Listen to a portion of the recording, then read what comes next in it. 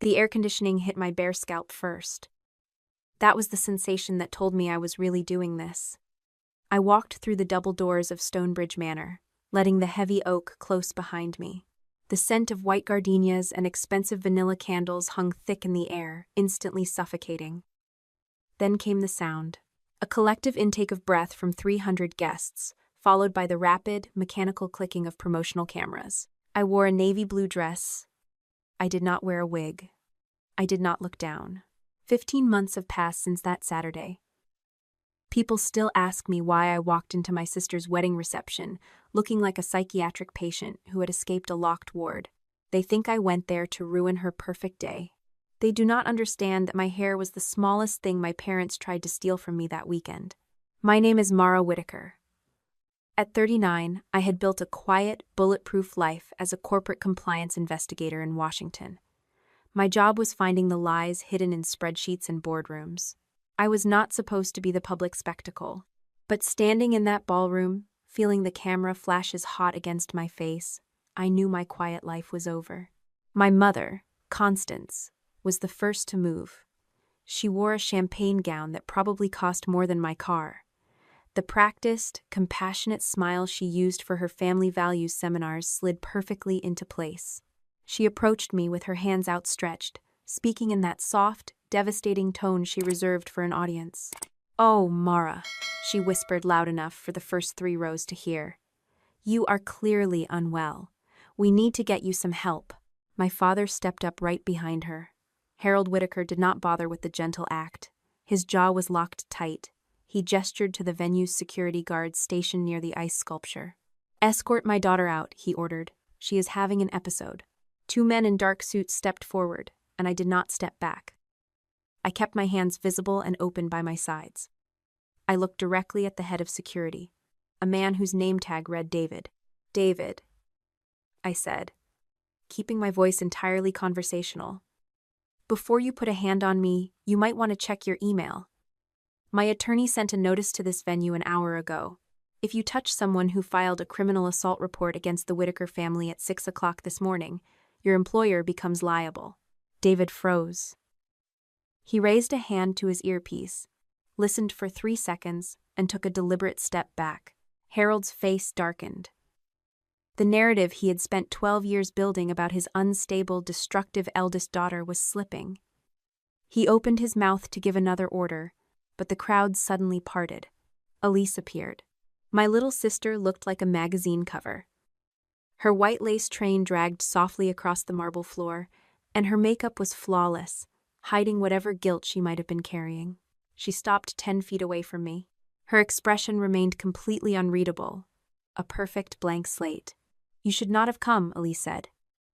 The words sounded rehearsed, like she was reading from a script floating just above my head. Graham Hale stepped up beside her. The groom. The man whose family company was about to buy a 60% stake in our parents' wedding resort empire. Graham looked at my shaved head, then at Elise, confusion breaking through his polished exterior. "What happened to her?" Graham asked. "I have no idea," Elise lied smoothly, not breaking eye contact with me. That was the moment I could have screamed. I could have pointed at my mother and father and told everyone what they did to me in the early hours of Friday morning. But a public meltdown was exactly what Harold and Constance needed. A meltdown would validate the fake video they were planning to release. So I ignored my family. I turned all my attention to the groom. "Graham," I said, projecting my voice just enough to carry over the whispers. "At noon today, you are scheduled to sign the final merger documents. Are you absolutely certain you want to sign a legal declaration verifying that all vendor debts and client deposits for Whitaker Heritage are fully accounted for?" The silence in the room changed. It stopped being the silence of a family scandal and became the silence of a corporate panic. Graham did not look at me like I was crazy. He looked immediately at my father. That one glance told me everything. Graham already knew something was wrong with the numbers, and my question had just confirmed his worst fear. Before Harold could formulate a lie, a phone rang. It was not a guest's phone. It was the transaction attorney standing near the bar. A second later, Harold's pocket vibrated. Then my mother's assistant tapped her on the shoulder, holding out a glowing screen. The evidence packets had landed. The banks, the lawyers, and the insurance underwriters were all reading the same documents at the exact same time. I watched the color drain from my father's face, and for the first time in my life, I felt absolutely nothing for him. No fear, no anger, just the cold realization that the structure holding this family together was finally collapsing. To understand how a wedding turned into a crime scene, you have to go back. 36 hours before I walked into that ballroom, I still had my hair, and I still had my illusions that keeping my distance was enough to keep me safe. It was Thursday evening. I was sitting at my kitchen island in Arlington, reviewing a risk assessment report for a client. The rain was hitting the glass balcony door in heavy, rhythmic sheets. I had not spoken to my parents in 12 years. I had not seen my sister since she was 20. I had built a wall of silence between my new life and my old one, and I fully intended to die behind it. Then the doorbell rang. I checked the security camera feed on my phone. The hallway was empty. I walked to the door, slid the deadbolt open, and looked out. A plain manila envelope sat on the welcome mat. There were no stamps, no return address, just my name written in black marker. I picked it up, feeling the distinct outline of a plastic card pressing through the paper. I carried it back to the kitchen counter, grabbed a pair of scissors, and sliced the top open. A piece of hard plastic slid out and clattered against the granite. It was an old corporate identification badge. The edges were worn, and the photo showed a much younger version of me, smiling nervously. Below the picture, bold black letters spelled out my old employee code, MW214. I stopped breathing. I had left that badge in the top drawer of my desk at my parents' house 12 years ago, on the day they forced me out. Nobody should have had it. I reached into the envelope again and pulled out a single sheet of lined notebook paper. The handwriting was messy, rushed, looping sharply at the ends of the letters. I would recognize my sister's writing anywhere. The note contained 3 sentences. They are going to do to me what they did to you. Come before Friday night. Do not trust the messages from my phone. My hands began to shake. The old panic, the one I paid a therapist thousands of dollars to help me bury, flared to life in my chest. What they did to you. Elise knew exactly what that meant, because she had helped them do it. Before I could process the words, my cell phone buzzed on the counter. The screen lit up with a new text message. The sender was listed as Elise. I picked up the phone and read the message twice to make sure my eyes were working. Stay away from my wedding, you pathetic psycho. We have built a separate life without you. I looked at the handwritten note pleading for help. Then I looked at the digital text warning me to stay away. The 2 messages sat side by side, creating a trap I could not figure out how to navigate.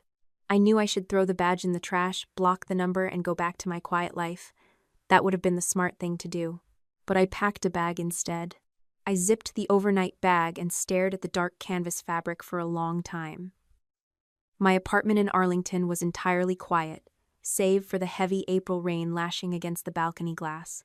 The water blurred the glowing taillights of the traffic on the highway below, turning the city into a smear of red and gold. I had spent the last 12 years building this quiet, highly controlled life. My career as an internal corporate investigator paid well enough to afford the view, and the distance kept the ghosts of my past firmly locked out. The phone buzzing on the kitchen island shattered the silence. Naomi Pierce's name lit up the screen. My oldest friend and the sharpest civil attorney in the district did not bother with a greeting when I answered. You are making a mistake, Mara, Naomi said, her voice crisp and echoing slightly over the car speakerphone. She was likely driving home from the courthouse. Pinning the phone between my ear and shoulder, I tossed a spare charging cable into the duffel bag. Just yesterday, the 2 of us had sat across a mahogany table from a defiant tech executive and forced him to turn over 3 years of hidden ledgers. I knew how to handle liars, and Naomi knew the law. But family was a completely different category of risk. I am just going to drive down and verify the documents, I told her, carrying the phone back to the kitchen counter. If Elise is actually in trouble, I cannot ignore it. And if this is a trap, I want to know exactly what they are building. They destroyed your career once, Naomi countered, the rhythmic thump of her windshield wipers bleeding through the speaker. You have spent a decade rebuilding your reputation. Do not walk back into a burning house just because the arsonist sent you an invitation. I ended the call a minute later with a promise to check in, but my eyes immediately dropped back to the object resting on the granite counter. After Naomi ended the call, I set the old badge beside Elise's handwritten note. Those two objects should have been enough to make me walk away. Instead, they pulled me back to the week my family first used my name as a weapon. 12 years ago, I was 27 years old. I worked in the internal compliance department for Whitaker Heritage, reviewing expenditure reports for our family's expanding portfolio of wedding resorts. I believed in the business, and I believed in the numbers, until I opened a digital folder that Harold Whitaker had carelessly left unencrypted. The documents detailed a massive cash transfer from the Whitaker Family Foundation. On paper, the transaction was neatly categorized as a philanthropic grant for a community center renovation. The external file even contained glossy photos of construction equipment and progress reports. But the internal administrative ledger, the one I was never supposed to find, tracked the money to a completely different destination. $420,000 had been routed directly into a private commercial resort development managed by one of my father's business associates. I printed the ledgers and brought them to Harold's office. My father had leaned back in his leather chair, steepling his fingers across his chest. He did not yell, and he did not panic. He simply called the transfer a temporary cash flow adjustment, speaking with the calm, chilling authority of a man who believed the rules were written for other people. Constance had stepped into the office a moment later, her expensive floral perfume suffocating the small space. The woman who raised me placed a manicured hand on my shoulder, her voice dripping with artificial sorrow. She explained that exposing this adjustment would ruin hundreds of innocent employees and destroy the family legacy. She asked me to sign the internal validation forms, framing the fraud as an act of familial loyalty. I refused to sign. That refusal was my fatal mistake. I naively believed the truth held more power than the brand. The next morning, they summoned me back into the executive suite. Elise was sitting on the leather sofa, her face red and blotchy from crying. She was only 20 years old at the time. Without making eye contact with me, my sister handed Harold a signed statement. The single sheet of paper claimed she had witnessed me downloading sensitive corporate documents and threatening to extort our parents for money. They did not call the police, because a formal investigation would have opened their books to external auditors. Instead, my parents handed me a typed resignation letter and a draconian non-disclosure agreement. "Sign the papers and leave the state," Harold had said, "or we release this statement and ruin your future forever." I packed a cardboard box, left my badge in the desk drawer, and walked out of the house. Within a week, Constance had quietly seeded a story through their vast social network, claiming her eldest daughter had suffered a severe mental breakdown and needed to be institutionalized. I shook the memory away and focused on the laptop open on my kitchen counter. The blue light cast a pale glow across the room as I typed the name Whitaker Heritage into the search engine. The results were completely flooded with promotional articles, society page features, and financial blog posts about the upcoming weekend. The event was being marketed as the ultimate corporate merger disguised as a luxury wedding.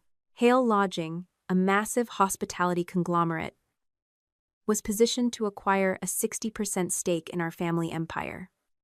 Photographs of the groom, Graham Hale, dominated the press releases. He was 36 years old, standing next to Elise in every picture, smiling the confident, relaxed smile of a future industry leader. The financial journalists noted that the final closing signatures were scheduled for noon on Saturday, just hours before the wedding ceremony. I scrolled past the engagement photos and clicked on a dense public financial filing linked to the merger. My eyes scanned the boilerplate text, looking for anything out of place, until a single line in a subsidiary asset list stopped my breath. A holding company scheduled to be absorbed in the transaction had the exact same name as the dummy corporation Harold had used 12 years ago. The fraud had not stopped when I left. It had simply mutated, grown deeper and more complex. Now, my parents were going to use a multi-million-dollar merger to bury their bad debt inside the Hale family accounts forever. Graham Hale was either a willing co-conspirator helping them move the money, or he was walking into a financial slaughterhouse completely blindfolded. I had to know which one. Closing the laptop, I picked up my phone and called Naomi back. We spent 20 minutes establishing a strict safety protocol. I activated an automatic synchronization feature on my phone, linking my audio recording application and camera roll directly to a secure, encrypted folder hosted on Naomi's legal servers. We agreed on mandatory check-in times. If I missed a call, she would immediately contact the local authorities. Most importantly, I promised her I would not sleep in that house. I booked a room at a chain hotel 3 miles down the highway from the estate. The plan was simple. I would drive down, demand the original documents Elise promised in her note, and leave immediately. While I was standing by the door, double-checking my car keys, the phone vibrated violently against my palm. The caller identification showed my sister's number. I pressed the green button and put the device on speakerphone, setting it gently on the hallway table. Mara. Elise spoke my name like a curse. Her voice was entirely flat, stripped of any warmth or natural inflection. "Do not come to this wedding," the bride commanded. I did not respond immediately. I leaned closer to the speaker, listening to the ambient noise beneath her voice. A faint friction crackled through the connection, sounding exactly like expensive wool fabric moving against leather. Then, a low, muffled clearing of a throat echoed in the background. Someone was standing right next to her, monitoring the call. "You made your choice a long time ago," Elise continued, the words marching out in a stiff, rehearsed rhythm. "We do not want you here. The blue room is still locked." The line went completely dead. I stared at the black screen, my pulse suddenly hammering against my ribs. The blue room. That was the old file room on the second floor of the main estate, the room where Harold notoriously kept the physical copies of his most sensitive ledgers. Elise was putting on a performance for whoever was listening to the call, while simultaneously handing me the exact map to the evidence. The invitation was undeniably a trap. But the documents waiting inside the jaws of that trap were real. I grabbed my bag, locked the apartment, and walked out into the storm. The drive took 2.5 hours. The relentless rain followed me all the way down the interstate, turning the winding Virginia back roads into slick, black ribbons reflecting my headlights. I gripped the steering wheel, running through every possible scenario, analyzing the risks with the cold detachment my job required. But beneath the logic, a dormant anger was finally waking up. I pulled up to the towering iron gates of the Whitaker estate just past 9 o'clock on Thursday night. The massive stone house loomed at the end of the long, circular driveway. Every window on the ground floor was blazing with warm yellow light, casting long shadows across the manicured lawns. The architecture looked exactly as it had a decade ago, standing as a perfect, impenetrable fortress of curated lies. Parking near the decorative fountain, I grabbed my duffel bag and walked up the wide stone steps. The heavy brass knocker felt freezing against my palm. I lifted the metal ring and let it drop twice, the sound echoing loudly against the thick oak door. A lock clicked, and the door swung inward. Constance stood in the grand foyer. The matriarch wore a soft cashmere sweater and perfectly pressed slacks, her silver hair styled flawlessly despite the late hour. She looked down at my wet boots, then at the overnight bag hanging from my shoulder. That practiced, compassionate smile blossomed on her face, but her eyes remained entirely cold. "Mara," my mother said softly, her tone carrying the sweet, poisonous concern I remembered so well. "Your sister changed her mind. She is not here right now." Before I could ask where Elise was, a shadow shifted in the hallway behind the staircase. Harold stepped into the light. My father wore a dark suit jacket, his expression completely unreadable. He walked past Constance, reached out into the damp night air, and grabbed the heavy brass handle of the front door. He pulled it shut behind me. The deadbolt clicked into place with a sharp, heavy thud that reverberated through the silent foyer. "But since you drove all this way," Constance continued, her voice dropping to a terrifyingly gentle whisper, "we should finally talk about what really happened 12 years ago." The deadbolt clicked into place with a sharp, heavy thud that reverberated through the silent foyer. I did not step back, and I did not ask my father to unlock the door. Panic was a currency I stopped spending in this house a long time ago. Constance led the way into the formal dining room, moving with the graceful, unhurried glide of a woman who completely controlled her environment. The space smelled strongly of roasted garlic and fresh rosemary. She had prepared lemon herb chicken, which was my favorite meal when I was 15 years old. The perfectly set mahogany table, complete with crystal water glasses and heavy silver cutlery, formed a grotesque pantomime of a welcoming home. Harold took his seat at the head of the table. The patriarch poured himself a glass of red wine, swirling the dark liquid while he spoke of the upcoming merger in broad, sweeping terms. He claimed the Hale family transaction represented a new era of stability, casually suggesting that ancient family disagreements should not be allowed to ruin the future. I sat near the center of the long table, keeping my overnight bag resting against my leg on the hardwood floor. When I asked where the bride was, the woman who raised me offered a soft, dismissive wave of her hand. Elise was allegedly attending a private rehearsal dinner across town with the bridal party. The first tactical maneuver happened halfway through the meal. I had placed my cell phone on the linen tablecloth near my water glass, keeping the screen visible in case Naomi called. Constance stood up to clear the appetizer plates, her elbow lightly brushing the edge of my device. She apologized smoothly, picking the phone up and placing it on the wooden sideboard directly behind my chair.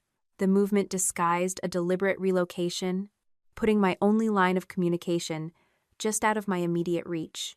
I ignored the bait and reached into my jacket pocket instead. Placing the old corporate identification card flat on the linen tablecloth, I slid it toward the head of the table.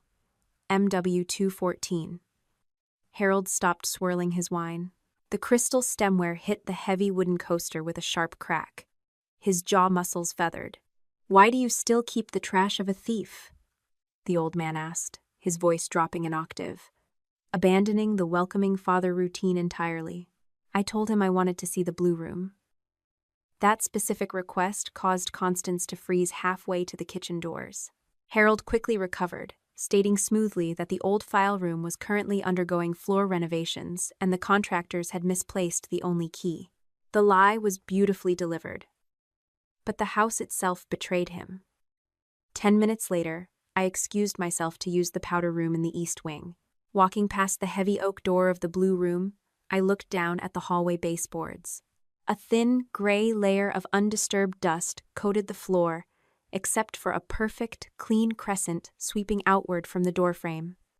Someone had opened that room very recently. The familiar, warning throb of a migraine started at the base of my skull, right as I returned to the dining room. The stress of the long drive through the rainstorm was catching up to my nervous system. I retrieved a small orange prescription bottle from my duffel bag and set a single white pill on the table. Constance materialized instantly, carrying a fresh glass of ice water. She set it down next to the medication, her face a mask of sweet, suffocating concern before turning her back to adjust the thermostat on the wall. I stepped into the adjacent kitchen just long enough to grab a paper napkin. When I returned, the water glass sat exactly where she had left it. However, the heavy condensation pattern on the side of the crystal had been smeared away, and a faint, oily smudge lingered on the rim. I fully intended to leave the pill, grab my bag, and walk out the front door. But a sudden vibration buzzed against the wooden sideboard behind me. I turned and tapped the screen of my relocated phone. A new text message from Elise glowed brightly in the dim room. The original statement is in the blue room. Tonight only. Hope is a dangerous liability, especially when dealing with people who view affection as leverage. I made the conscious, fatal decision to stay one more hour. Reaching out, I picked up the glass and swallowed my medication, completely unaware that I was drinking the mechanism of my own destruction. 10 minutes later, the air inside the dining room grew incredibly thick. My tongue felt like dry cotton, swelling against the roof of my mouth. I tried to stand up, and the heavy wooden chair scraped loudly across the floorboards. My knees immediately turned to water, refusing to lock. Harold stood up slowly, his expression shifting from mild annoyance to a state of predatory calm. "You are having an episode again, Mara," my father said, speaking clearly toward the empty corners of the room as if addressing an invisible audience. I reached blindly into my jacket pocket, my fingers finding the cold aluminum edge of my phone. My heart hammered a erratic, terrifying rhythm against my ribs. I pressed the physical side button 3 times in rapid succession, a muscle memory shortcut that activated an audio recording application. The phone vibrated once, confirming the command, just as the Persian rug rushed up to meet my face. Consciousness shattered into disconnected fragments. The harsh, mechanical buzz of a motorized clipper echoed against tiled walls. A blast of freezing air hit my scalp, followed instantly by the sensation of cold steel dragging violently across my skin. A sharp sting flared behind my right ear, where metal teeth caught the flesh. "Hold her head still," Constance whispered, her breath smelling faintly of peppermint and expensive wine.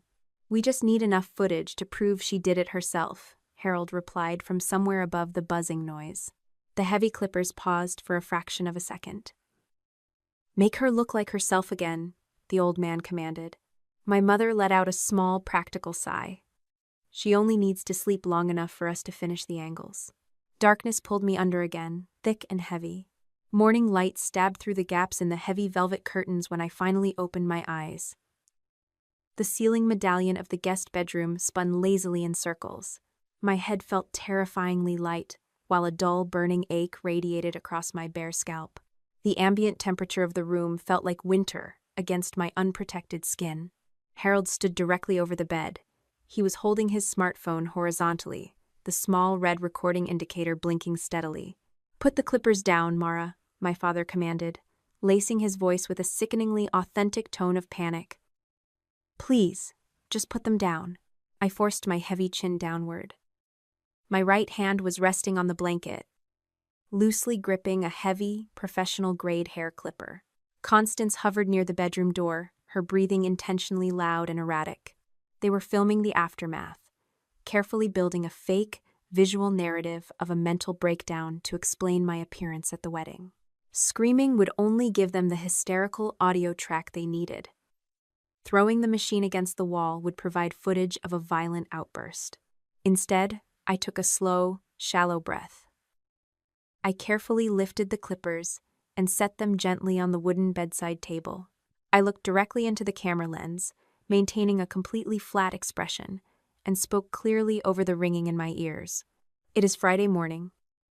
I have been drugged without my consent, and I need an ambulance." Harold cursed sharply and lowered his phone. The calm, lucid sentence had instantly ruined the script. The matriarch grabbed her husband's arm, pulling him into the hallway to regroup. The door clicked shut, leaving me alone in the freezing room. Adrenaline finally pierced through the heavy fog of the sedatives. I forced my useless, trembling limbs into motion, dragging myself out of the bed and over to my duffel bag on the floor. My phone was gone, entirely stripped from my jacket pocket. I dug my fingernails into the canvas lining of the bag and retrieved my spare electronic car key. Checking my wrist, I found my cellular smartwatch still strapped tightly in place. The screen lit up, but the signal indicator displayed a flat line. The thick stone construction of the historic estate acted as a perfect dead zone, blocking all cellular transmission. I needed to get outside. Avoiding the grand staircase, I crept down the narrow wooden service steps at the back of the house. The kitchen was empty, smelling of bleach and cold coffee. I pushed through the heavy service door and stepped out into the damp, gray morning air. The wet gravel crunched loudly beneath my boots as I walked rapidly toward the main iron gates at the edge of the property. Every step sent a spike of nausea rolling through my stomach, but the cold wind hitting my raw scalp kept me moving. The moment I cleared the dense tree line bordering the estate, the watch vibrated violently against my wrist. Cellular connection established.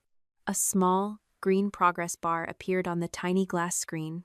The audio file recorded during my collapse last night was actively pushing through the network, syncing directly to the secure cloud folder Naomi monitored from her office. Flashing blue and red lights cut through the morning fog just beyond the stone pillars. A local police cruiser idled on the shoulder of the highway. Naomi had missed my required morning check-in, recognized the sudden upload of data, and immediately called dispatch for a wellness check, using the location coordinates attached to the file. 2 uniformed officers stepped out of the cruiser, resting their hands cautiously on their duty belts as they watched a barefoot woman with a bleeding, shaved head walk toward them. I did not look back at the sprawling house, and I did not run toward the event pavilion where the wedding setup was already beginning. I walked straight to the patrol car and asked the closest officer for a medical transport. 2 hours later, I sat on the crinkling paper of an examination table at a local urgent care clinic. The small room smelled overwhelmingly of rubbing alcohol and sterile bandages. A nurse had just finished swabbing my scalp and drawing 3 vials of blood for a comprehensive toxicology screen. Naomi stood by the closed door, leaning against the pale blue wall. She wore a sharp gray suit, looking completely out of place in the fluorescent medical lighting. Her tablet glowed in her hands. While the local police waited outside in the hallway to take my official assault statement, Naomi had accessed the synchronized folder. A distorted, staticky audio file played through the small speakers of her device, the sound of a motorized clipper ground against the microphone, followed by Harold's distinct, arrogant voice. "If she shows up tomorrow, we release the old file and this one together. Everyone will believe she relapsed." Naomi paused the playback, tapping her manicured fingernail against the edge of the tablet. She looked up from the screen, her brow furrowed in deep professional concentration. "I have the preservation orders ready for the security cameras at the estate, and the lab is rushing your blood work," the attorney said, keeping her voice low. "But you need to tell me exactly what Harold meant. What is the old file?" I reached down and tightened the thin, scratchy hospital blanket around my shivering shoulders, staring at the blank white wall opposite the examination table. "The video they used to erase me 12 years ago," I answered, the words tasting like ash in my mouth. I thought it never existed. The harsh fluorescent lighting of the urgent care examination room cast a sickly, pale hue over everything. The thin paper covering the examination table crinkled loudly every time I shifted my weight, and the sound echoed off the sterile white walls. 2 local police officers stood near the closed door, their pens scratching against small spiral notebooks. They had just finished taking my official statement regarding the events of the previous night. A nurse stepped forward and handed the taller officer a sealed plastic evidence bag. Inside the clear plastic sat the orange prescription bottle I had carried into my parents' dining room, along with the clothes I had been wearing. The officer nodded, stating that a detective would be assigned to the case, but cautioned that toxicology results and warrant approvals required time.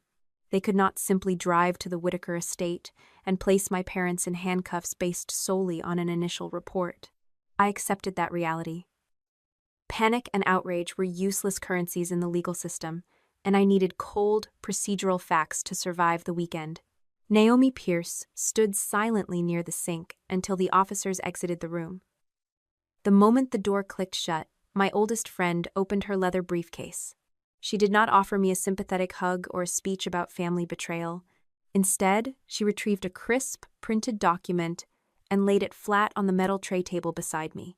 "Friendship cannot protect your communications in a court of law, Mara," Naomi said, her voice dropping into its sharpest professional cadence. "This is a limited representation agreement. It covers the assault report and the preservation of evidence. Once you sign it, attorney-client privilege attaches to everything we discuss."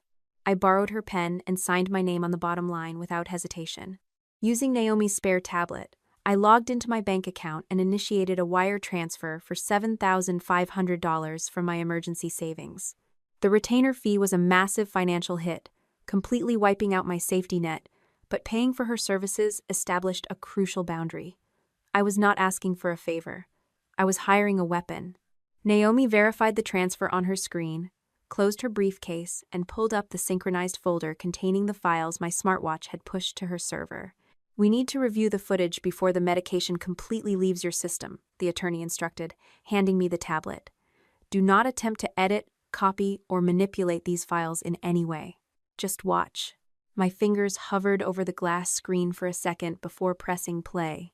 The video Harold had recorded of me in the guest bedroom began to roll. My father's voice sounded perfectly modulated, laced with a sickeningly authentic tone of panic, as he ordered me to put the clippers down. Seeing myself on the screen, shivering and bald, sent a wave of cold nausea through my stomach. But the emotion vanished the second I looked at the timestamps. "He staged the dialogue," I pointed out, tracking the digital counter in the corner of the screen. "He waited until I opened my eyes, started recording, and immediately delivered his line to establish the narrative. He was building a defense before I could even sit up." Naomi nodded, swiping the screen to open the audio file I had managed to capture under the dining room table.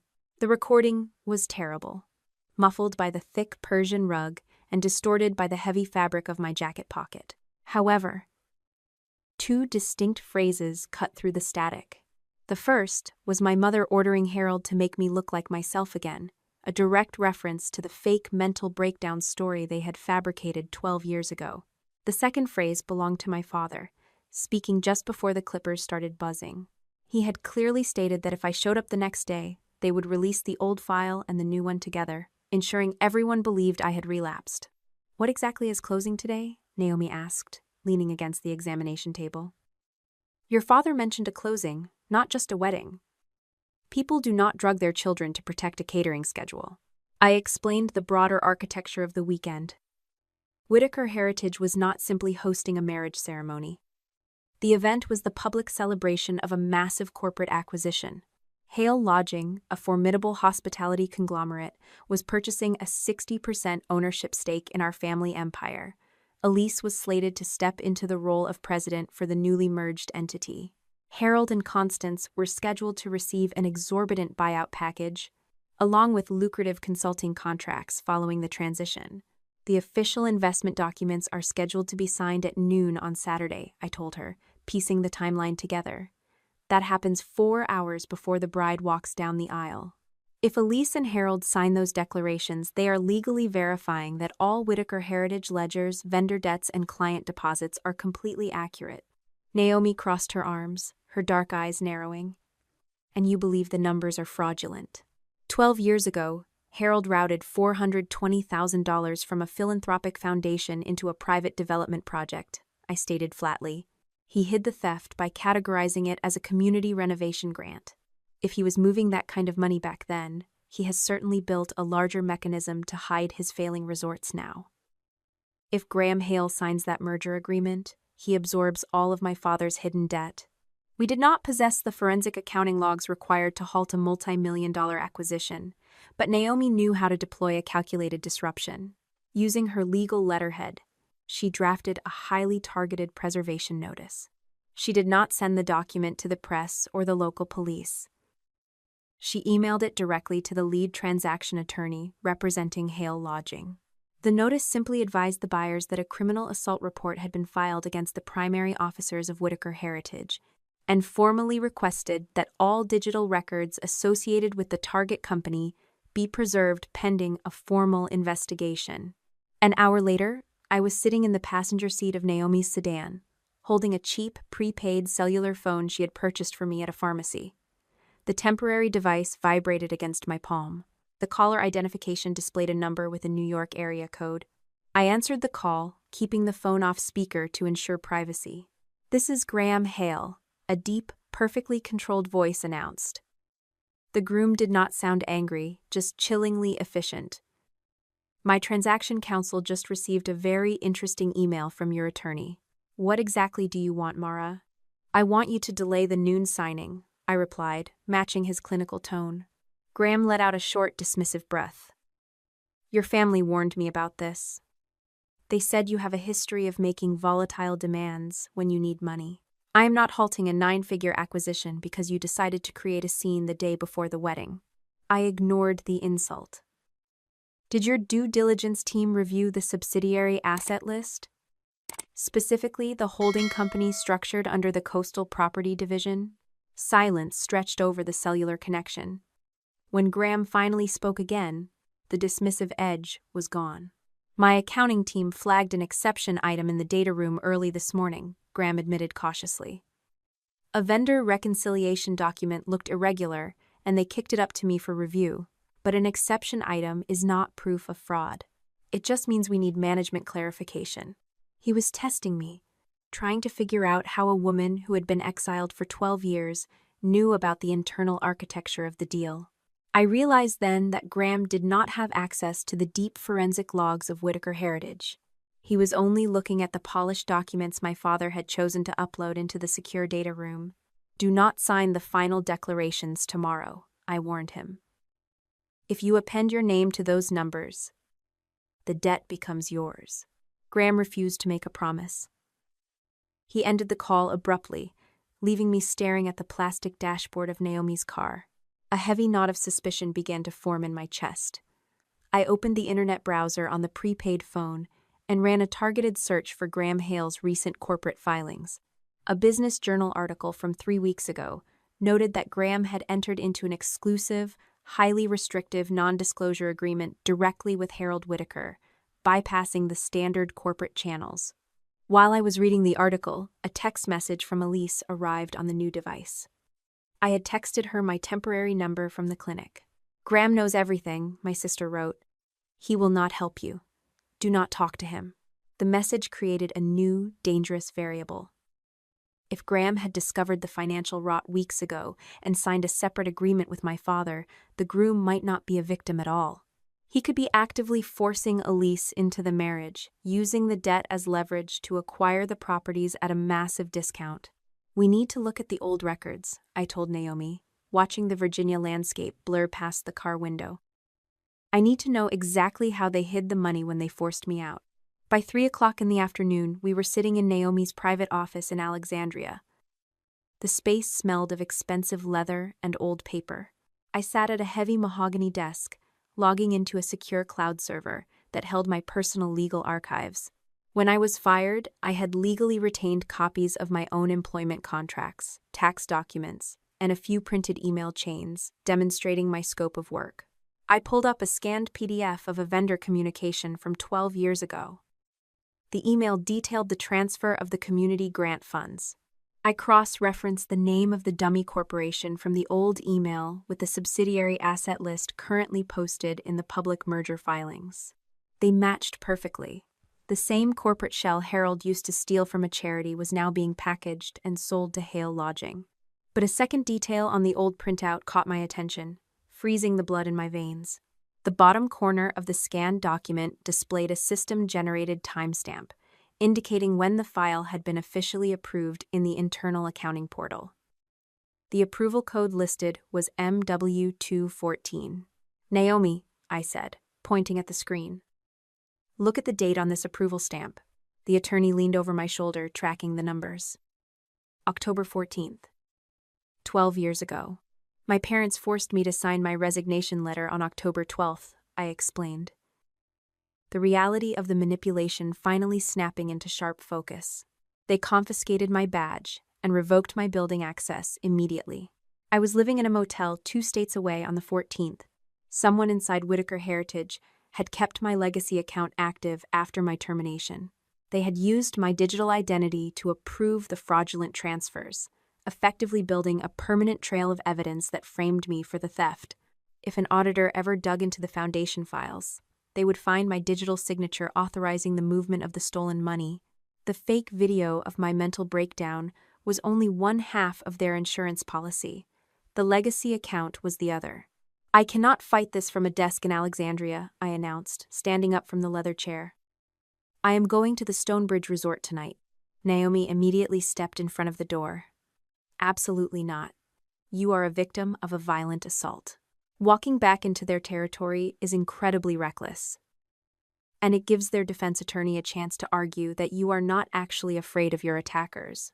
"I am not afraid of them," I countered, keeping my voice steady. "I am angry."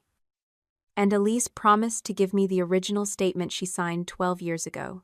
If I have that statement, I can prove they coordinated the fabrication. I am going as an invited guest to a public venue, not sneaking into their private home. We spent another 30 minutes arguing before reaching a strict compromise. Naomi would drive down to Charlottesville and book a room at a hotel located less than a mile from the Stonebridge gates. She would maintain a continuous location track on my phone, and the automatic synchronization protocol would remain active. If I failed to respond to a message within 10 minutes, she would send the local police directly into the reception hall. Before leaving the office, Naomi opened a small closet and pulled out a silk scarf, offering it to me with a look of genuine sympathy. "You can cover your head," she suggested gently. "You do not have to give them the satisfaction of staring at you." I looked at the patterned fabric, then reached up and ran my hand over the rough, uneven stubble covering my scalp. The scratches behind my ears still stung sharply. Constance and Harold wanted me to hide. They wanted me to feel so humiliated by my appearance that I would retreat into the shadows, allowing them to control the narrative of my absence. "No," I told my friend, gently pushing the scarf away. "I want them to look at exactly what they did." The sun was beginning to set by the time we reached the outskirts of Charlottesville. The storm had finally broken, leaving the evening air thick with humidity. I sat in the passenger seat, mentally preparing for the confrontation with my sister, when the prepaid phone vibrated in my lap. Graham Hale had sent an email to the secure address Naomi provided in her legal notice. I opened the message. There was no greeting and no signature. Graham had simply forwarded a single page from an exception memo drafted by his due diligence accounting team. The memo was generated from a review of the documents Whitaker Heritage had uploaded to the data room. It was not a forensic system log, just a routine flag asking for clarity on a specific piece of paperwork. The highlighted text jumped off the screen. Exception 17. Supporting work paper references legacy approval source MW214. Management clarification required. A second later, a text message from Graham arrived. Your old identifier is appearing in the support they gave our auditors. Either it was never retired properly, or someone wants us to believe you touched this transaction. The tires of Naomi's sedan crunched over the pristine white gravel of the Stonebridge Manor driveway. The sun had completely vanished, leaving the sprawling Virginia estate illuminated by hundreds of golden landscape lights. I stepped out of the passenger seat, keeping the cheap prepaid phone gripped tightly in my right hand. Naomi drove away toward a chain hotel just down the highway, acting as my invisible anchor. Walking through the main service entrance felt like trespassing in a museum dedicated to someone else's life. Event staff rushed past, carrying massive arrangements of white orchids and hydrangeas. The heavy floral scent mixed with the smell of floor wax, instantly clogging my throat. Nobody stopped me. They were too busy staring at my bare, scratched scalp to ask for an invitation. In the grand foyer, a massive digital screen played a continuous loop of family photographs. Harold and Constance smiling on a sailboat. Elise graduating from college. The groom and the bride cutting a cake at their engagement party. I stood there for a full minute, watching 30 years of curated history cycle past. Not a single image included me. They had scrubbed my existence from the brand long before they shaved my head. My burner phone vibrated. Graham Hale had sent a room number. I found the small administrative office tucked behind the main ballroom. Pushing the heavy oak door open, I stepped into a room smelling strongly of bitter coffee and expensive cologne. Graham sat behind a mahogany desk, looking exhausted.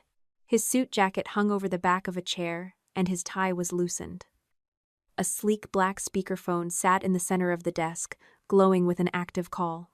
"She is here," Graham announced to the room, leaning back and crossing his arms. A tinny, professional voice echoed from the speaker. It belonged to the transaction attorney, representing Hale Lodging, accompanied by the steady breathing of a lead due diligence accountant. "My team flagged the vendor reconciliations early yesterday," Graham explained, keeping his eyes locked on mine. "We compared the summarized financial reports your father provided against the raw schedules in the data room. The client deposit numbers do not match the cash reserves. I signed a non-disclosure agreement to investigate the discrepancy quietly, not to help them hide it." He was defending his reputation, making sure I understood he was not a willing participant in my family's fraud. "If you know the numbers are wrong, why is the signing still scheduled for noon tomorrow?" I asked, pulling a leather chair out and taking a seat. Graham let out a sharp, frustrated breath. "Because Harold produced a signed verification letter this afternoon. Your sister and the corporate controller explicitly guaranteed the accuracy of the summary reports. An exception memo from my accountant simply asks for management clarification, and management provided it. I cannot blow up a 9-figure merger based on a suspicious ledger unless I have absolute proof of manipulation." I placed my phone on the desk and opened the digital file Naomi had secured from my personal archives. I pushed the screen toward the groom. "Look at the date on this document," I instructed. "This is an internal approval for a corporate fund transfer from 12 years ago. Authorized by legacy account MW214. That is my old employee identifier. My parents forced me to resign and revoked my access on October 12th. This transaction was approved on October 14th. Graham picked up the phone, his brow furrowing as he studied the timestamp. "Someone inside this company kept my digital identity active after they banished me," I continued, keeping my voice steady and completely devoid of emotion. "They used my name to approve fraudulent transfers back then. And they are using it in your supporting work papers right now to build a scapegoat." The accountant on the speakerphone cleared his throat, confirming that they would immediately cross-reference the legacy account activity against the current data room uploads. Graham set the phone down gently. He looked at my shaved head, then at my face. Elise told me you were demanding money. She said you threatened to ruin the wedding if Harold refused to pay you off. The lie hit me like a physical blow to the chest. My sister was actively poisoning the groom against me while simultaneously begging for my help. "Where is she?" I asked, standing up. Graham pointed toward the hallway, leading to the bridal suites. I walked down the long carpeted corridor, my boots sinking into the plush fabric. The door to the primary dressing room stood slightly ajar. I pushed it open. Elise stood in the center of the room, surrounded by garment bags and boxes of expensive shoes. She wore a silk robe, holding a delicate pearl necklace between her manicured fingers. When she turned and saw me, the necklace slipped from her grasp and clattered against the hardwood floor. Her eyes widened, fixing immediately on my bare scalp. Genuine horror washed over her features. She raised a hand to her mouth, taking a trembling step backward. "Mara," my sister gasped, her voice cracking. "I did not know they would go this far. I swear to you, I did not know." I closed the door behind me and locked it. The heavy click echoed loudly in the small mirrored room. "Who dropped the envelope at my apartment on Thursday?" I asked, ignoring her tears. Elise swallowed hard, wrapping her arms around her own waist. "I did. I drove up there and left the note. I needed you to come back before the signing." "And who sent the text message calling me a pathetic psycho and telling me to stay away?" She looked away, staring intently at a rack of bridesmaids' dresses. "Mom took my phone. Constance has been monitoring everything I do. She must have sent it to create a record. It was a convincing performance, built on a foundation of historical truth. Our mother had always invaded our privacy, but I had spent the last decade hunting corporate liars, and my sister was making a critical mistake. I pulled out my burner phone and called Naomi.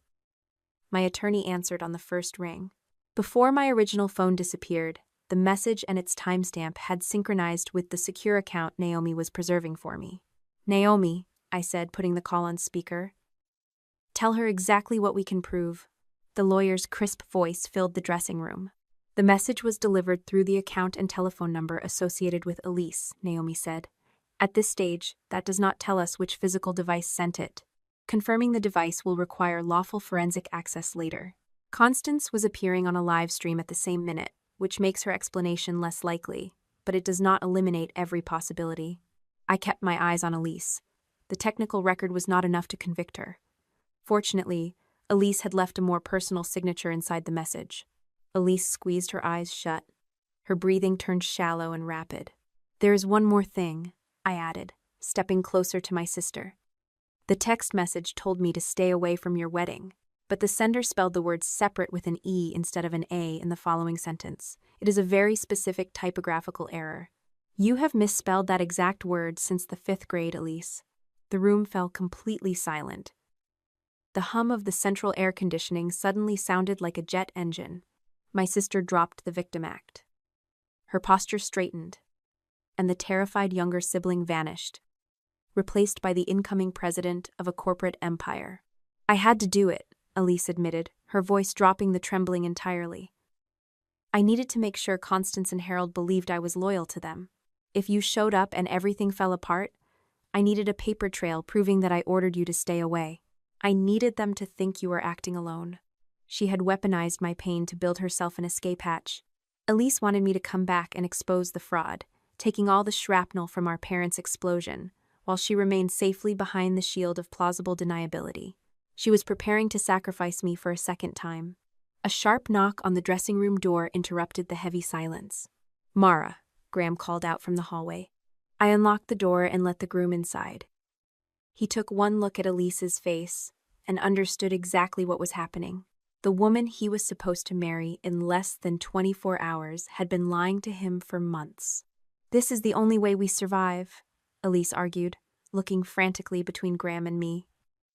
"I can get the original statement I signed 12 years ago. The document proving they forced me to frame you. It is locked in the blue room at the house. If you just let me handle the timing, I can hand it to you tomorrow morning." She was negotiating, using the proof of my innocence as currency to buy my silence regarding her current betrayal. My evidence is already backed up on secure legal servers, I told her, keeping my tone completely flat. I will not delete it, and I will not hide it to protect you. But I will give you a choice. Elise stared at me, her chest heaving. You have until 8 o'clock tomorrow morning, I continued, outlining the boundary with absolute precision. You will bring me the original statement. You will provide Graham with a complete list of every hidden account. And you will tell him the exact truth about your involvement in preparing those fraudulent work papers. If you do that, we handle this together. If you lie to him again, or if you fail to show up, I hand my entire evidence packet to the authorities and the banking regulators at 9 o'clock. Tears spilled over my sister's eyelashes, ruining her expensive makeup. She lunged forward and wrapped her arms around my neck, burying her face in my shoulder. She sobbed, whispering frantic apologies against my collarbone. I stood perfectly still. I did not raise my arms to hold her. I did not stroke her hair or tell her everything would be fine. I simply waited until she pulled away. Elise grabbed her purse and hurried out of the dressing room, leaving a trail of expensive perfume in her wake. Graham stood near the doorway, watching the empty corridor. The groom looked older than his 36 years, burdened by the sudden weight of a collapsing future. Do you actually trust her? Graham asked softly, turning his attention back to me. I looked at the pearl necklace, still resting on the hardwood floor. I trust that my sister is terrified, I answered, picking up my burner phone. I just do not know if she fears our parents more than she fears losing this merger. Graham nodded slowly, stepping out of the room without another word. He had his own decisions to make, and a billion-dollar empire to protect. I walked out of the venue and headed toward the main highway, walking the short distance to the chain hotel where Naomi had established our command center. The night air felt thick and oppressive, heavy with the promise of more rain. I needed to sleep, but the adrenaline burning through my veins made the concept impossible. When I pushed open the door to room 214, Naomi was sitting at a small laminate desk, surrounded by glowing screens and empty coffee cups. She did not look up when I entered. I just received the high-resolution scan of your old employment file from the corporate archives, the attorney announced, her voice tight with a strange, dark energy. I pulled the original statement Elise signed 12 years ago, the one claiming she saw you stealing data. And? I asked, dropping my bag onto the nearest bed. Naomi turned her laptop screen toward me. She had magnified a specific section of the digital document. She misspelled separate in the official statement, just like she did in the text message, Naomi confirmed. But that is not the problem. The attorney tapped a key, bringing up a second document alongside the first.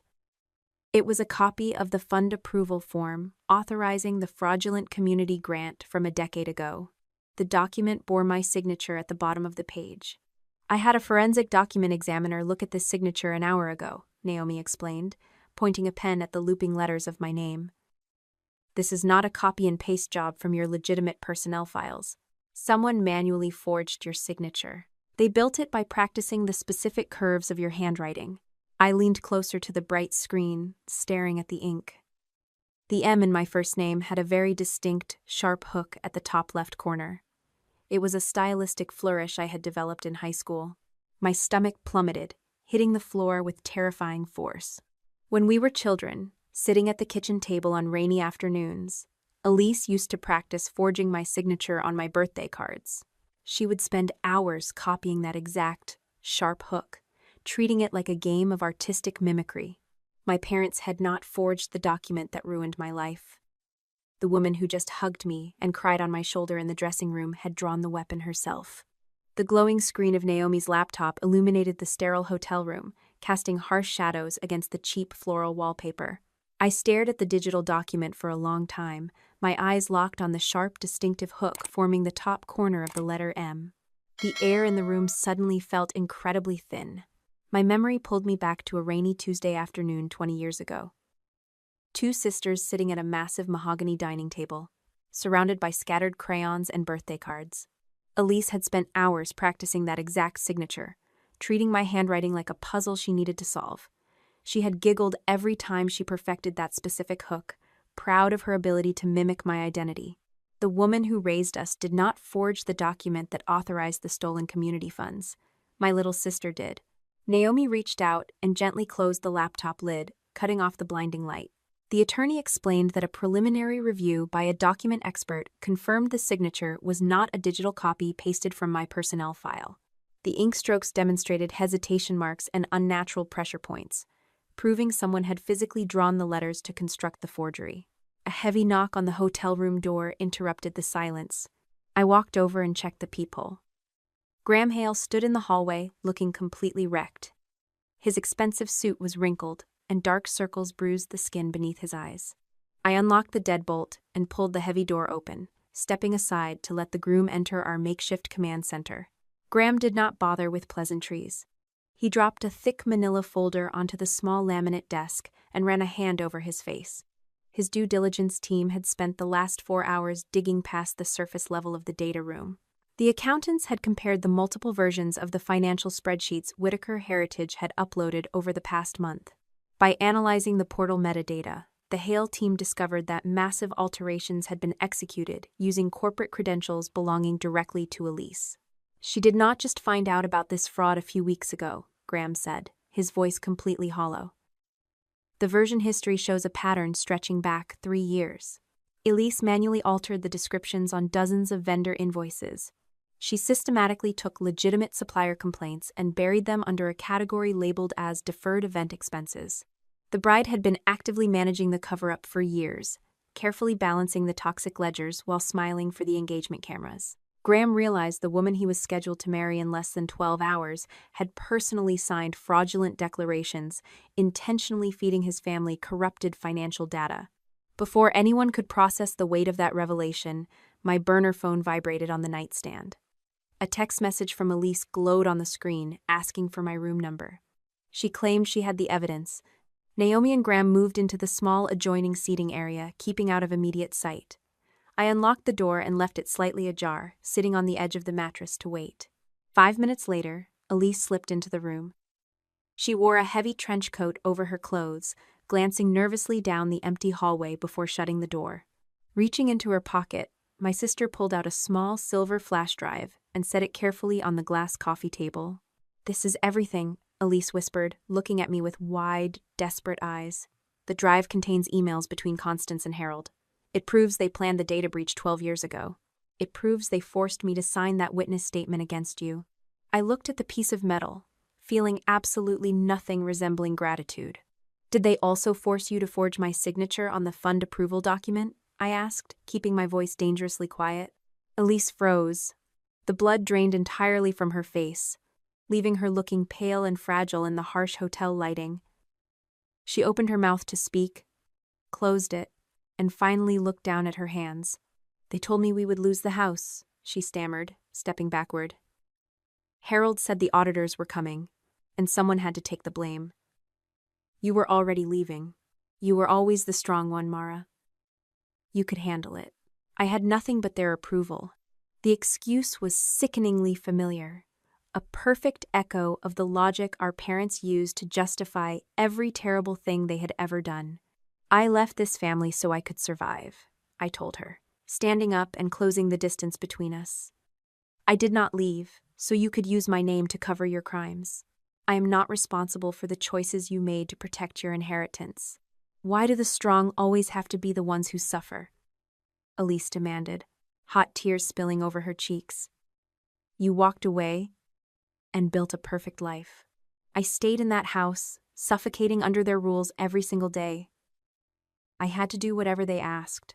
I refused to accept the guilt she was trying to hand me." The boundaries were finally clear. "You have 1 hour," I stated, drawing the absolute final line.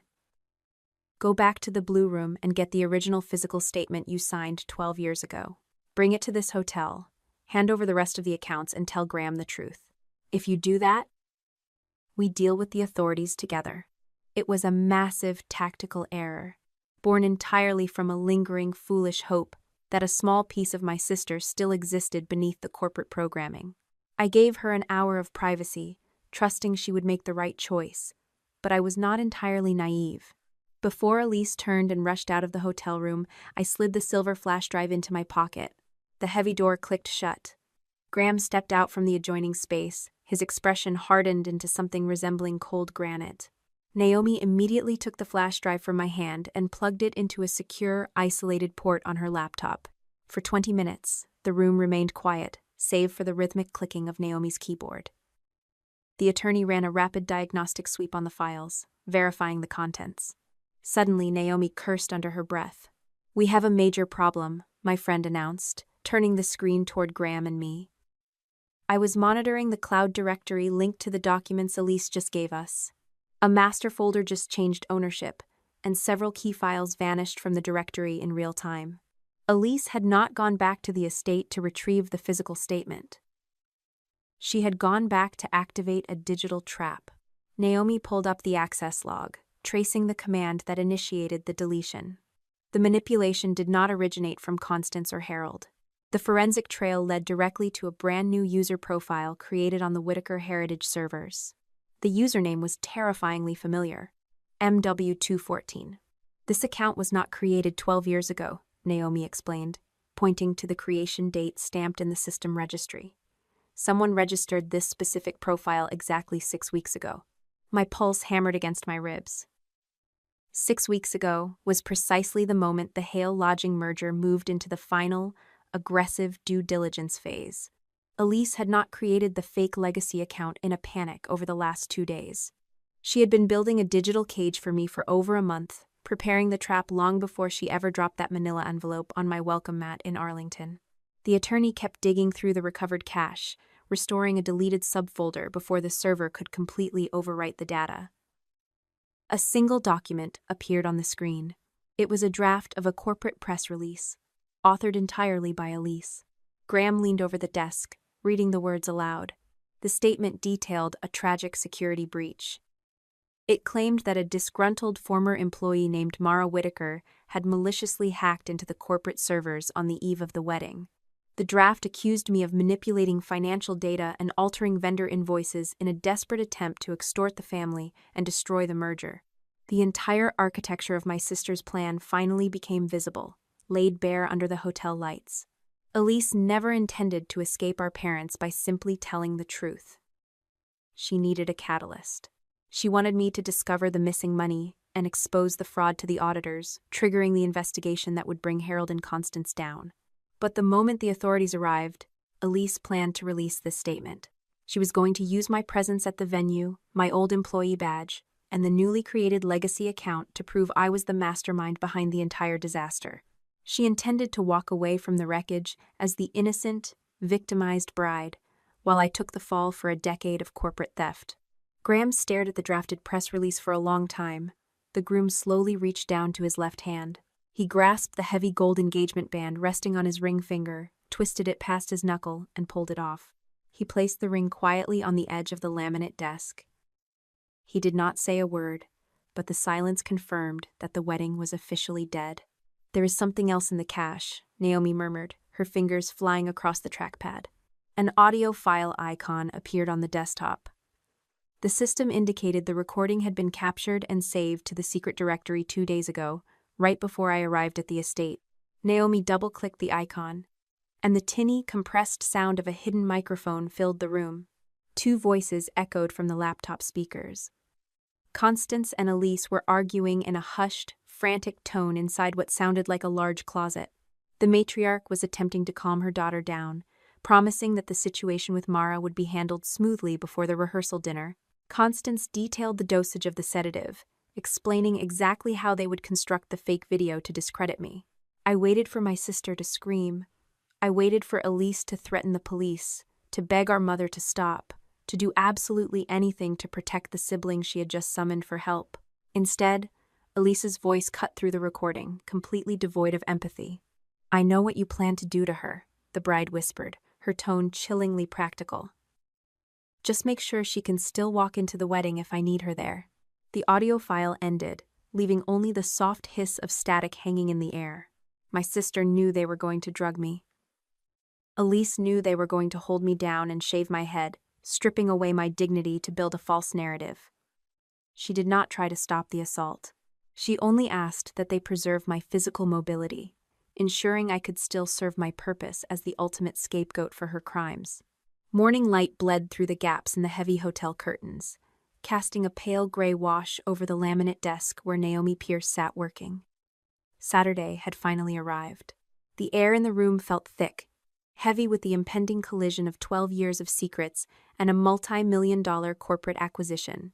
Naomi pressed the final execution command on her keyboard just as the digital clock on the television stand turned to 8 in the morning. The evidence packets were officially out in the world. My attorney did not send the files to the local press or the society bloggers who were eagerly anticipating the wedding of the season. She deployed the information like a scalpel, sending the time-stamped forensic logs, the audio recordings, and the verified medical reports directly to the transaction counsel representing Hale Lodging. Simultaneous copies went to the underwriting banks, the corporate insurance providers, and the single independent board member sitting on the Whitaker Heritage Oversight Committee. The packets contained no emotional pleas, just raw data accompanied by a formal preservation demand. While Naomi secured the digital perimeter, I stood in the small bathroom and submitted my supplemental assault report to the local detective over a recorded phone line. I detailed the hidden audio file Elise had left on the servers, confirming my sister knew about the physical attack before it happened. I hung up the phone and looked at my reflection in the cheap mirror. The scratches on my scalp had scabbed over into thin, angry red lines. I pulled the heavy navy blue dress from its plastic garment bag and slipped it on. The dark fabric felt cool and armored against my skin. I did not reach for the silk scarf Naomi had offered the day before. The people who had tried to strip away my dignity were going to look at exactly what they had done. 30 minutes later, my boots hit the marble floors of Stonebridge Manor. The air conditioning swept over my bare head the moment I pushed through the heavy wooden doors. The grand foyer was packed with event staff, minor executives, and early arriving guests. The heavy scent of white gardenias instantly coated the back of my throat. When the crowd noticed me, a collective intake of breath sucked the oxygen out of the room, followed immediately by the rapid clicking of promotional cameras. Harold and Constance moved through the crowd like sharks scenting blood in the water. My mother wore her compassionate smile, whispering loudly about my mental state, while my father signaled the security guards to physically remove me from the venue. I stood my ground and reminded the head of security about the liability of touching a victim with an active assault report. The guards froze. Before my father could issue another command, the polished veneer of the morning completely fractured. A cell phone rang from the far side of the lobby. The transaction attorney representing Hale Lodging pulled his device from his pocket, his eyes widening as he read the incoming message. A second later, Harold felt a vibration inside his suit jacket. My father answered the call, listened for exactly 5 seconds, and turned the color of wet ash. The bank had frozen the disbursement of the acquisition funds. The noon signing ceremony was officially suspended. Elise appeared at the top of the grand staircase, wearing a dress woven from thousands of dollars of white lace and silk. She froze when she saw the chaos unfolding below. Graham Hale stepped out of the adjacent administrative office, taking in the sight of my bare head, the panicked lawyers, and the furious expression on my father's face. The groom walked straight through the crowd and stopped in front of his bride. "Did you know they attacked her?" Graham asked, his voice cutting through the murmurs of the confused guests. Elise widened her eyes, pressing a trembling hand against her chest. "Graham, I have no idea what is going on. My sister is deeply unwell. She needs help." I did not raise my voice to argue with her, and I did not play the audio recording over the venue speakers for the crowd to hear. The public spectacle was irrelevant now. I pulled a pair of wireless earbuds from my clutch and walked over to the groom. I handed one earpiece to Graham and the other to his lead attorney, tapping the play button on my phone screen. The two men stood in the center of the Apple lavish foyer, Appelen, Apple after, Apple's 2x lavish foyer, listening to the private conversation Elise had recorded in the closet with Constance 2 days ago. They heard my sister explicitly acknowledge the plan to drug me. They heard the bride demand that our mother leave me capable of walking into the venue, ensuring I could still serve as the perfect corporate scapegoat. Graham pulled the small white speaker from his ear. He stared at the woman in the white dress like she was a stranger holding a knife. "You used her," the groom whispered, the realization draining the last ounce of warmth from his voice. You view your own sister as a tool for your survival. That is not true, Elise cried, taking a frantic step down the staircase. You do not understand the pressure they put on me. I had no choice. I stepped around Graham and looked up at the bride. The time for private negotiations and emotional blackmail had expired. The evidence packet has already been delivered to the banks and the board of directors, I told Elise, laying out the brutal reality of her situation. The data cannot be recalled. You have exactly one choice left. You can voluntarily hand over the original physical statement you signed 12 years ago, turn over your administrative access codes, and correct your testimony on the record. My sister gripped the wooden banister, her knuckles turning completely white. Or you can keep denying it, I continued, offering no comfort and no promises of immunity. You can stand there and let the federal investigators read the forensic logs detailing the fake account you created to frame me. If you cooperate, you might survive the fallout, but I am not going to protect you from the consequences of your own actions. Elise looked at the faces staring up at her. She saw the disgust in Graham's posture and the cold calculation in Harold's eyes. Reaching into a hidden pocket sewn into the folds of her massive gown, the bride pulled out a folded piece of heavy stock paper. She walked down the remaining stairs and handed the document to me. I wrote a new statement this morning, Elise offered, her voice dropping into a desperate, pleading whisper. I signed it and had the event coordinator witness it. I admitted that Constance and Harold pressured me to lie about the data theft 12 years ago. I took responsibility for the false testimony. I unfolded the paper and scanned the paragraphs. The confession was beautifully crafted, filled with expressions of deep remorse and familial trauma. But it was a masterpiece of omission. The document completely ignored the fraudulent legacy account created 6 weeks ago. It made no mention of the forged signature on the community grant approval, and it conveniently bypassed her 3-year history of altering vendor invoices in the corporate ledgers. Elise was still trying to edit the truth, offering a minor sacrifice to protect her incoming presidency. Keep the details about the fake account in the family, Mara, my sister begged, stepping dangerously close to my shoulder. Please. If Graham sees that part, I lose everything. I looked at the incomplete confession in my hand, feeling a profound sense of exhaustion wash over me. The girl who used to practice my signature at the kitchen table was completely gone, replaced by a woman who would always treat the truth as a negotiable currency. I cannot use this, I replied, holding the paper out toward her. A half-truth is just a liability wrapped in an apology. Graham stepped forward, intercepting the document before Elise could grab it. The groom did not even bother to read the paragraphs. He simply folded the heavy paper in half and placed it on the silver tray of a passing waiter. Reaching up to his lapel, Graham unpinned the expensive white orchid boutonniere and dropped it onto the marble floor. The transaction is dead, Harold, the groom announced, his voice echoing loudly in the cavernous space. And there will be no wedding today. Elise let out a sharp, devastated sob. She lunged forward, grabbing the sleeve of Graham's jacket. You cannot do this. Mara is manipulating you. She came back here specifically to destroy us because she is jealous of what we built.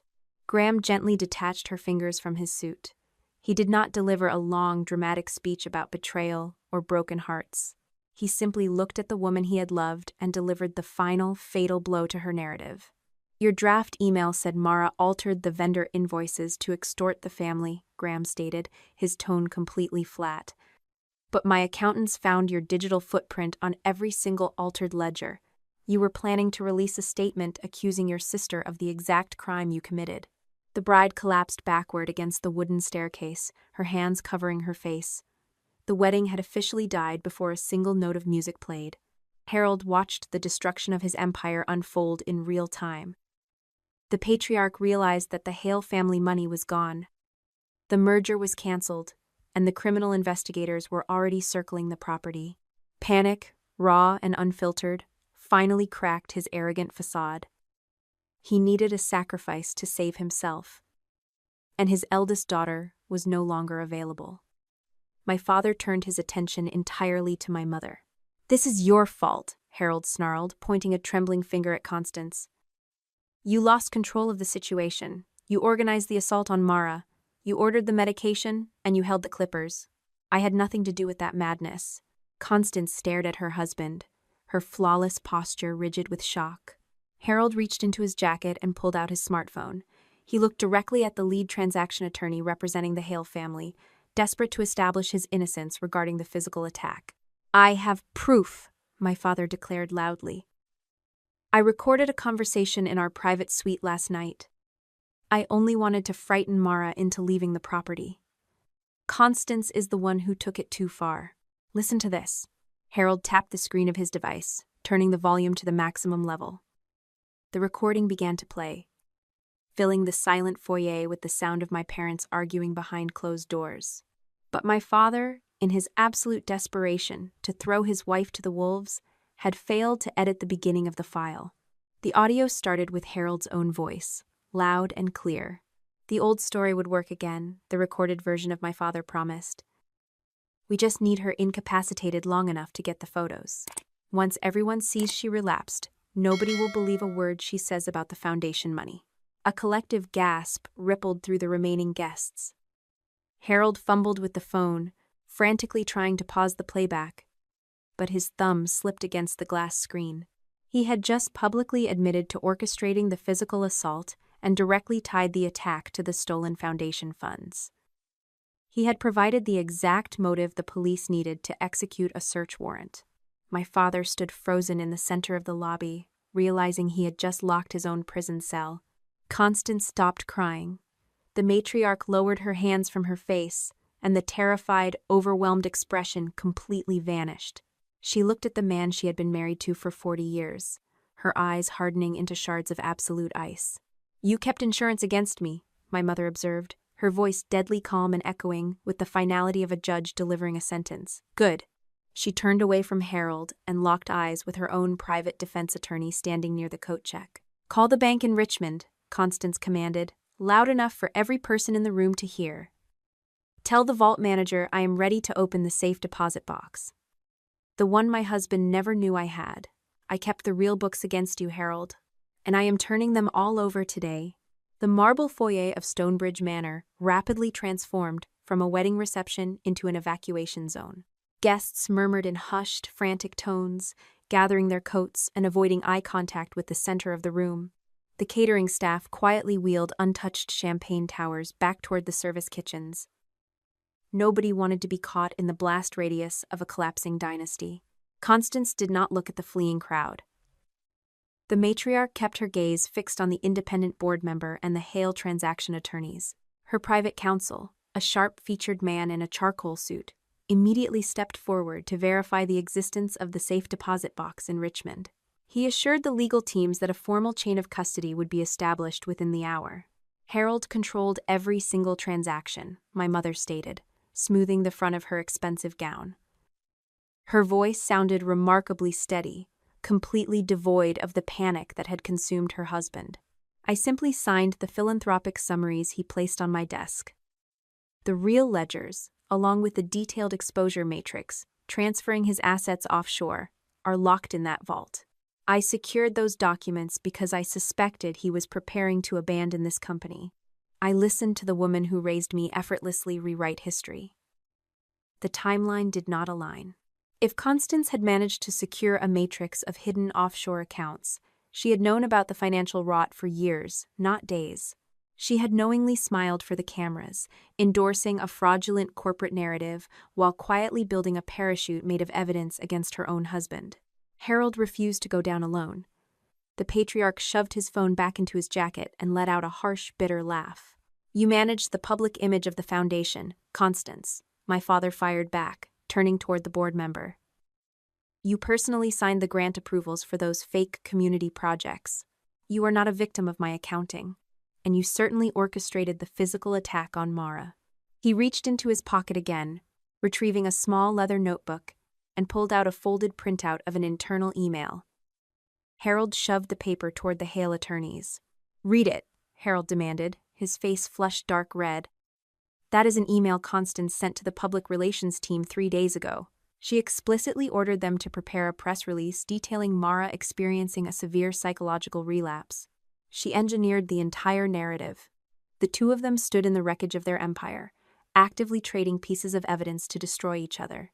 They had spent decades presenting a united front of perfect family values, but beneath the glossy surface, they had always viewed one another as a liability waiting to detonate. Elise watched her parents tear each other apart. The bride realized she was running out of time to secure her own immunity. If Harold and Constance were willing to surrender their deepest secrets, they would not hesitate to sacrifice their youngest daughter to lighten their own sentences. My sister grabbed her purse from the staircase railing and pulled out her smartphone. She typed furiously for several seconds, then looked up at the independent board member. "I just emailed you a secure link," Elise announced, her voice trembling just enough to project absolute terror. "It is a cloud directory containing 3 years of internal communications, audio recordings, and original ledgers. I have been collecting this data to protect myself. My parents forced me to alter those invoices, and that vault contains the proof." Elise firmly believed the massive data dump would instantly transform her into the star witness of the federal investigation. She expected the lawyers to thank her for her bravery. Naomi Pierce stepped out of the shadows near the coat check. My attorney did not look impressed. "Nobody opens that link until my firm creates a complete forensic image of the directory," Naomi instructed, addressing the Hale legal team. "If we access the live folder, the defense will argue the metadata was contaminated. We secured the digital fingerprint first." The groom stood silently near the doorway, watching Naomi open her laptop on a small decorative table. Graham did not leave the venue, anchored by a grim need to see exactly who he had almost married. 10 minutes passed in agonizing silence.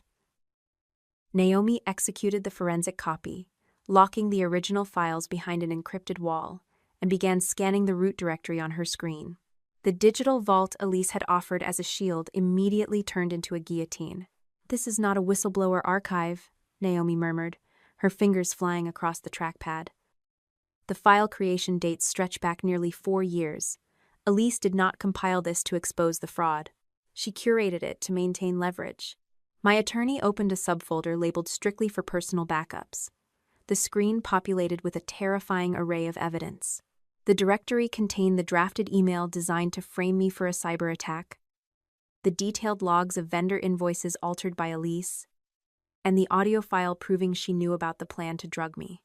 But the most devastating document was a simple, color-coded spreadsheet. Naomi rotated the laptop so the board member, the Hale attorneys, and Graham could clearly see the screen. Elise had built a contingency matrix, charting the potential outcomes of the merger. She had divided the scenarios into 3 distinct columns. The first column detailed a successful closing. The second column analyzed a partial audit failure. The third column, highlighted in bright green, bore a chilling title: "Mara exposes parents. Elise remains protected." My sister had calculated the exact blast radius of my return. She had quantified my pain, projecting how my confrontation with our parents would distract the auditors long enough for her to secure her position as the innocent survivor. The spreadsheet listed the fake legacy account as a primary asset in this specific scenario. The silence in the grand foyer became absolute. The catering manager quietly signaled his staff to stop serving alcohol while the venue determined whether the event would continue. The independent board member did not pretend he could remove 3 senior officers by himself. He called the board chair and invoked the company's emergency preservation protocol.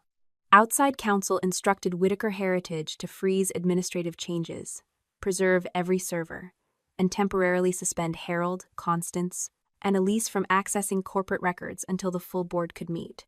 The Hale attorneys acted within their own authority. They formally suspended the closing and instructed the lender and transaction insurer not to release funds while the source documents were being examined.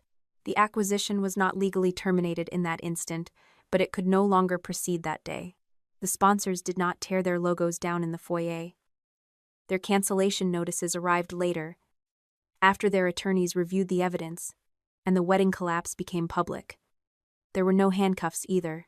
Complex financial crimes required subpoenas, forensic accounting, witness interviews, but Harold's money was frozen, Elise's wedding was over, and none of them could touch the records they had spent years manipulating. My family stood in the center of the massive room, completely stripped of their power, their money, and their carefully constructed masks. Constance broke the silence first. The matriarch walked slowly toward me, her champagne gown whispering against the marble. She reached out, her hands trembling, and tried to grab my arm. "Mara, you have to tell the investigators that Harold manipulated all of us," my mother pleaded, the polished veneer finally cracking into raw desperation. "You know how controlling your father can be. Tell them I was just trying to keep the family together, please." Before I could step away from her grasp, Harold pushed past the board member and aggressively stepped into my line of sight. "Do not listen to her," my father demanded, his voice echoing loudly. "You saw the email, Mara. Constance organized the attack on you. Elise altered those invoices on her own. Tell the board that your mother and your sister orchestrated this entire collapse." Elise lunged forward, wedging herself between our parents. The bride looked at me with wide, panicked eyes. The heavy white lace of her dress stained with spilled water from a discarded glass. "I am a victim in this house too," my sister cried, her voice breaking. "You know what they are capable of. You know they forced me to sign that statement 12 years ago. Please, Mara, just remember that I am your sister." They surrounded me, a desperate trinity of betrayal, each one begging me to validate their specific version of the truth.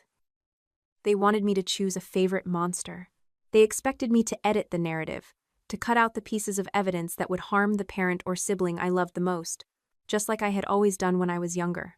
I looked at the woman who helped shave my head, the man who stole my identity, and the sister who built a cage for me to rot inside.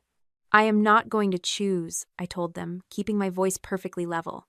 "I am going to hand every single piece of evidence to the federal prosecutors, and I am not going to cut a single second of audio to protect any of you.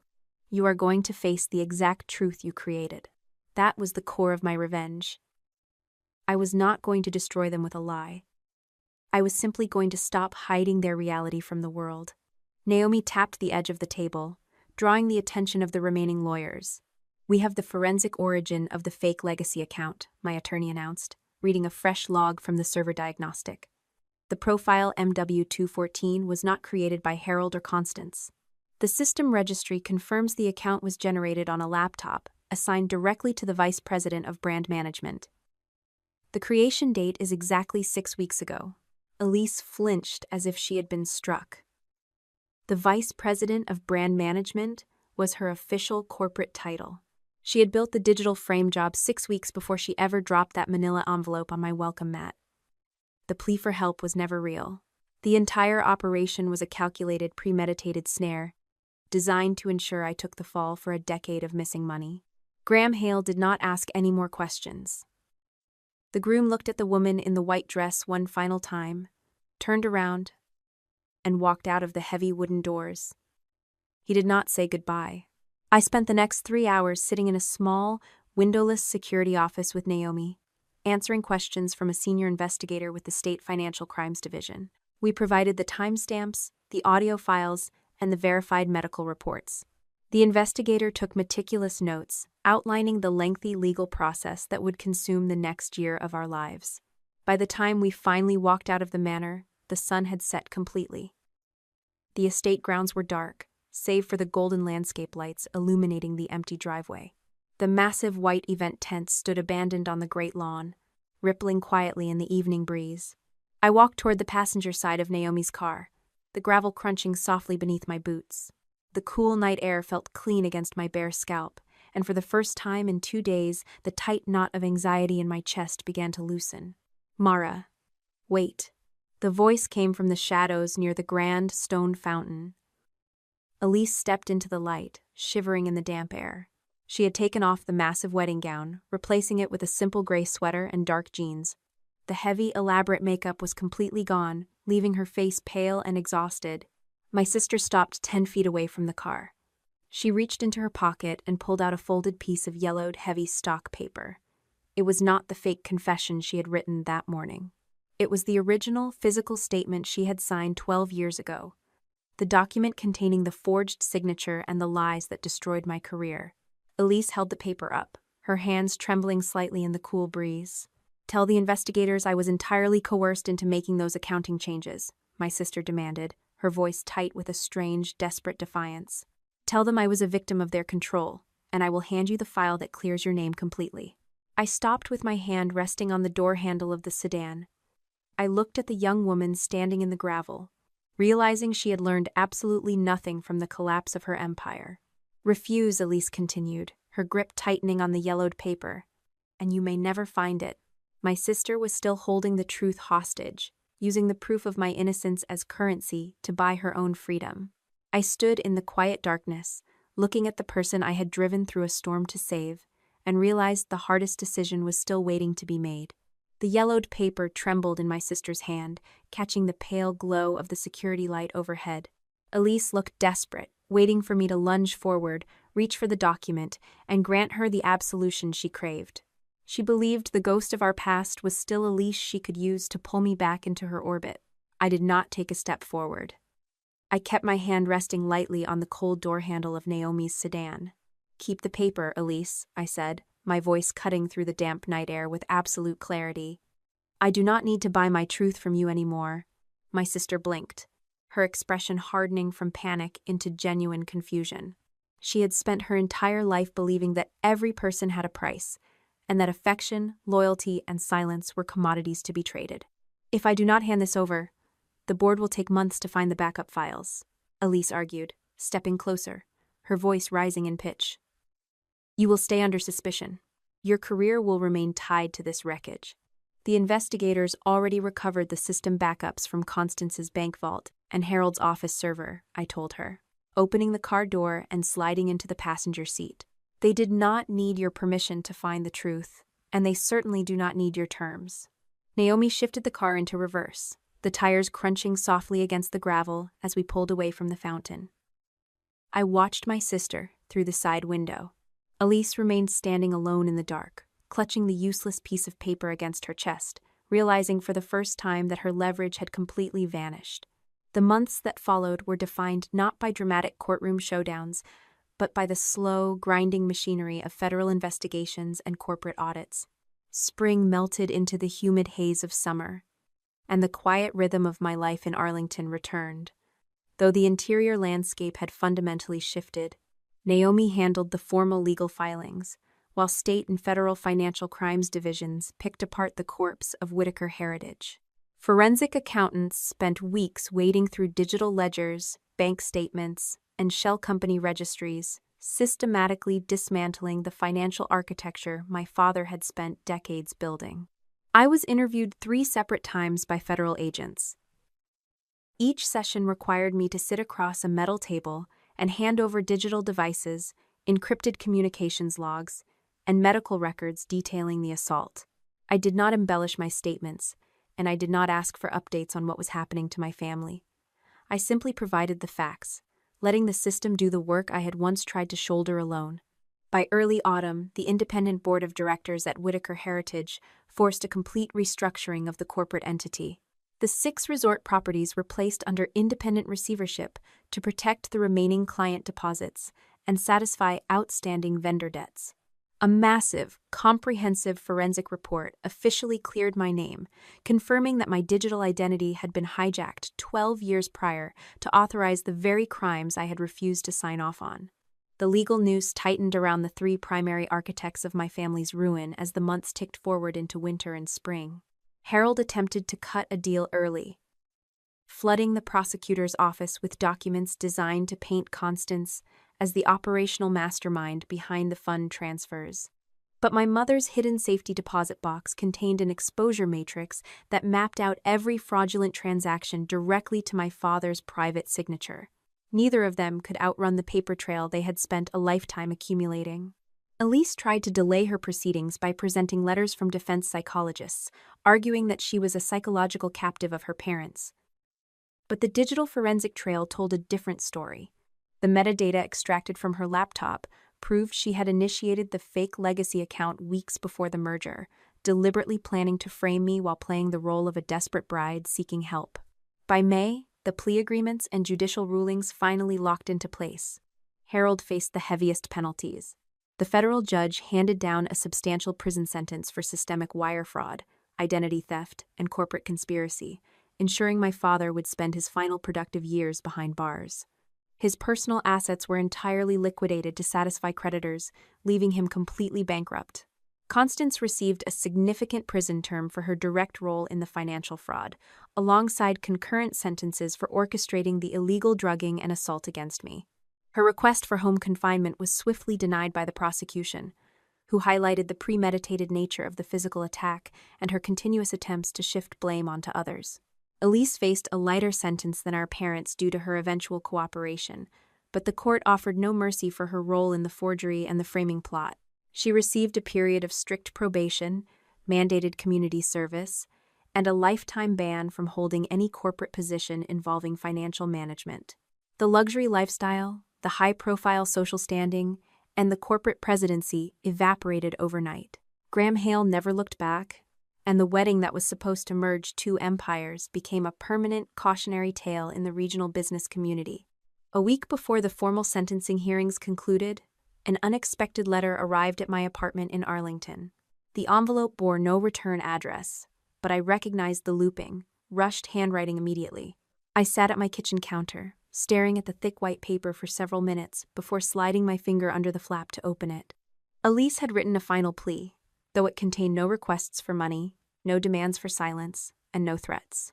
"I kept telling myself you were stronger, so hurting you cost less," my sister wrote in the center of the page. That was the lie I inherited from them, and the lie I chose to keep using until there was nothing left to break. I set the letter down on the granite counter next to my coffee mug.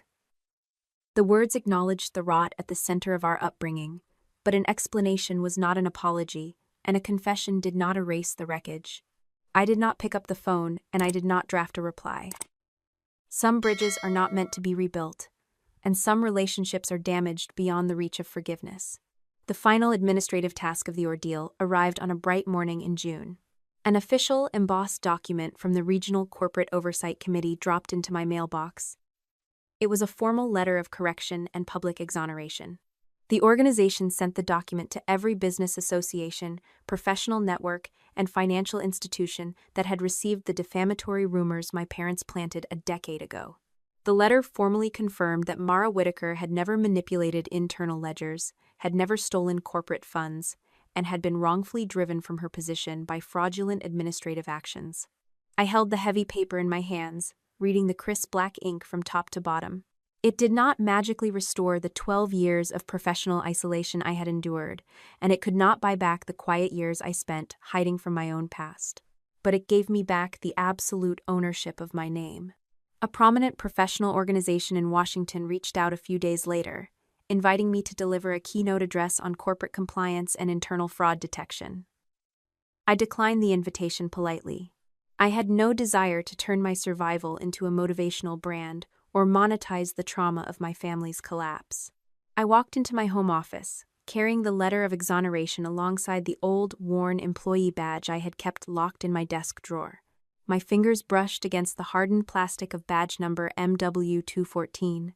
The edges were still dull and scratched from the years I spent carrying it through the executive corridors of Whitaker Heritage.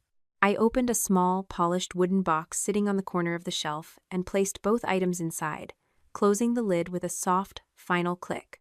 I walked over to the large bay window of my apartment, looking out at the steady flow of traffic moving along the highway below. The Virginia sunlight caught the short, even strands of my hair, which had grown back into a practical, neat cut over the past 15 months. I wore the style not as a statement or a scar, but simply as a choice I made for myself. For 12 years, the people who raised me had operated on a simple, brutal formula, deciding which daughter could be sacrificed to keep the family standing. They built their entire legacy on the quiet assumption that I would always absorb the blows so the brand could survive. In the end, I did not tear that family down. I simply stopped holding it up.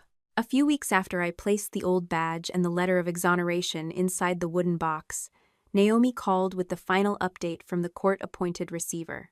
I was sitting at my kitchen counter with a compliance report open beside my coffee when her name appeared on the screen. For one brief moment, I considered letting the call go to voicemail. Every conversation about Whitaker Heritage seemed to pull me back toward a building I had already escaped. But Naomi had never contacted me without a reason. "The liquidation is complete," she said after I answered. "The receiver filed the final distribution report this morning." I closed the report in front of me, and listened.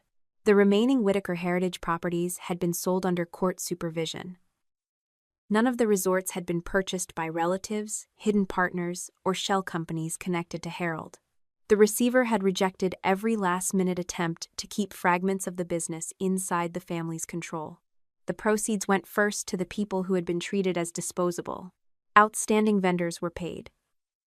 Couples whose wedding deposits had been trapped in frozen accounts received refunds.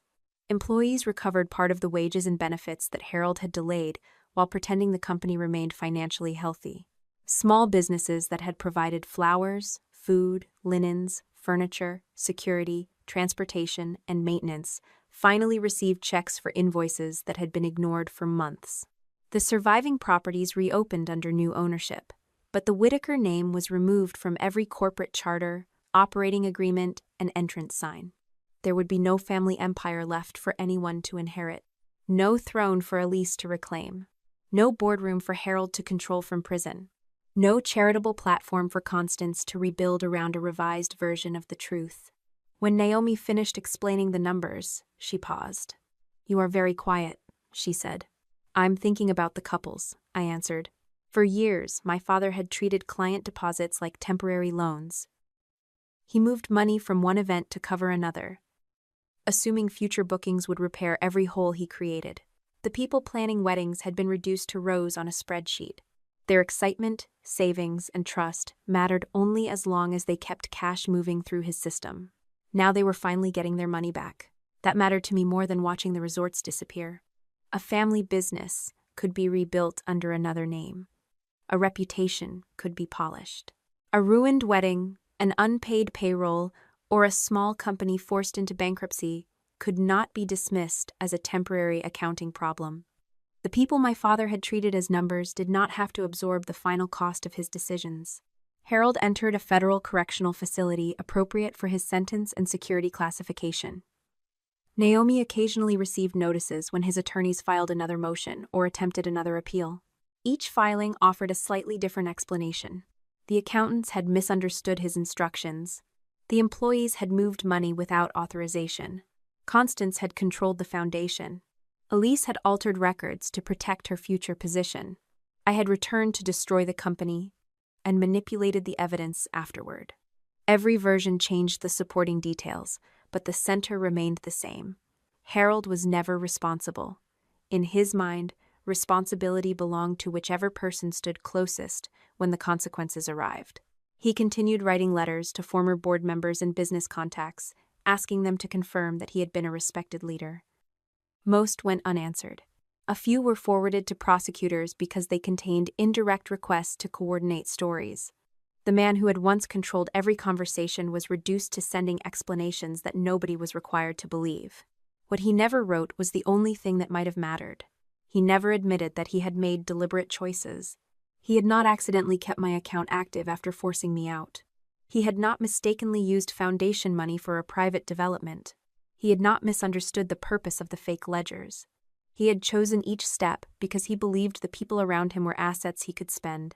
Constance entered custody, still insisting that everything she had done was meant to protect the family.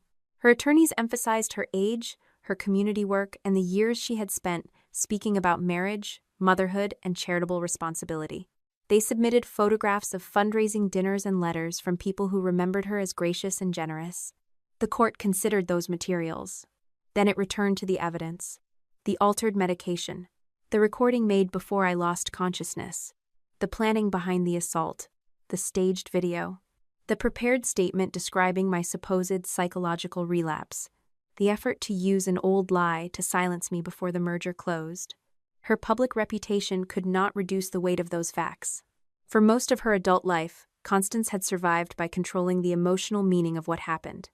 If she hurt someone, she called it protection. If she silenced someone, she called it loyalty. If she destroyed a relationship, she said she had been forced to preserve the family. Inside a courtroom, intention could not be rewritten through tone of voice. The evidence remained the evidence. Elise avoided the prison term our parents received, but cooperation did not restore the life she had expected to inherit. She remained under strict supervision, paid restitution, completed court-ordered service, and lost the right to hold positions involving corporate finances. The professional organizations that had once promoted her as the future of Whitaker Heritage quietly removed her biography from their websites. Former friends stopped inviting her to events. Brand partners terminated their agreements. Graham never contacted her again. There was no private reconciliation, no final meeting, and no message explaining what she had lost. He ended the relationship with the same decision he had made at Stonebridge Manor. He stepped away from a person who treated trust as a resource to be managed. Several months after the sentencing, Elise sent me another letter. The envelope arrived on a Thursday afternoon and rested on my kitchen counter for 3 days. I went to work on Friday. I met Naomi for dinner that evening.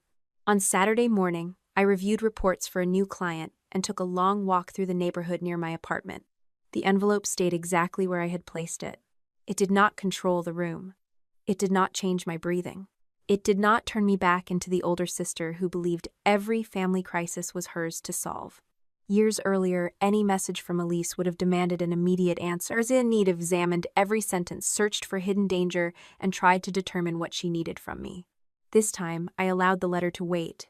When I finally opened it, Elise did not ask me to change my testimony.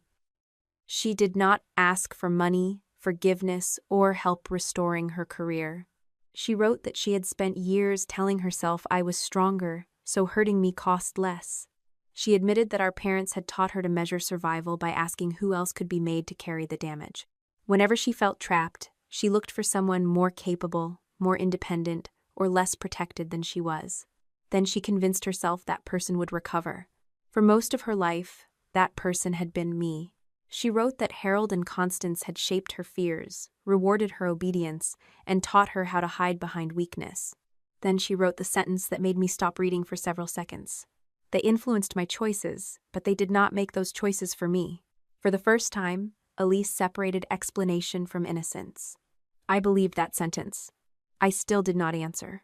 Accountability was not a doorway back into my life. An honest explanation could matter without earning immediate forgiveness. Remorse did not erase planning. Self-awareness did not restore trust. Elise needed to become a different person without using reconciliation with me as proof that she had changed. If I answered too soon, she might turn my response into another form of protection. If Mara forgave her, she could tell herself, then perhaps the damage had not been permanent. But the damage was permanent. That did not mean my life was ruined. It meant the relationship could not return to what it had been before. Some consequences were not punishments. They were boundaries that arrived after trust had been exhausted. My own life became quieter again. I continued my compliance work and accepted cases on terms I chose. I no longer mistook exhaustion for commitment. I stopped treating every difficult assignment as a test of whether I deserved the career I had rebuilt. Journalists contacted me after the sentencing. Some wanted to discuss corporate fraud. Others wanted the dramatic version. The bald sister walking into the wedding, the groom leaving, the bride exposed, and the parents turning against each other in front of their guests. I declined every interview. I also declined invitations from professional organizations that wanted to present me as the daughter who defeated her family. I had spent too many years being used as a character in Constance's public story. I would not build a new identity around being their victim. My hair grew back slowly. At first, every new inch felt like evidence that time was moving forward. I measured it in the mirror and noticed the changing texture beneath my fingertips. The scratches healed. The uneven patches filled in. The bare skin that had once drawn every camera gradually disappeared beneath short, dark strands. Eventually, I stopped measuring. I kept my hair short because I liked the style. It was practical, clean, and entirely mine. It did not represent survival, revenge, courage, or defiance unless I decided it did. One afternoon, I caught my reflection in the window of my office. For several seconds, I did not think about the clippers, the ballroom, or the cameras. I did not see the woman in the urgent care clinic or the daughter standing between 3 people begging her to rewrite the truth. I saw a woman in a room she had chosen, doing work she respected, with a name that belonged completely to her. That was the part my family never understood. Freedom was not receiving their apology. It was reaching the point where their apology could no longer determine the quality of my life. They had spent years teaching me that love required silence, that strength meant absorbing damage, and that family loyalty meant helping dishonest people escape the consequences of their actions. I no longer believed any of it. I had preserved the evidence when it mattered. I had told the truth when silence would have been easier. I had refused to trade one person's guilt for another person's protection. And once the investigation was finished, I allowed myself to put the evidence away. The rest of my life did not need to remain organized around what they had done. When you spend years carrying the heavy burden of someone else's lies, you eventually realize that staying silent does not protect the peace. It only maintains a cage built by people who never cared about your freedom. The hardest lesson of walking away from a toxic family is learning that true survival does not come from waiting for an apology that will never arrive, but from refusing to hold up the walls of a corrupt structure that was designed to crush you. You do not owe your life, your career, or your sanity to a legacy built on manipulation, and choosing to drop that weight is the ultimate act of reclaiming your own name. How many times have you found yourself apologizing for a storm you did not create, just to keep the peace with people who handed you the lightning?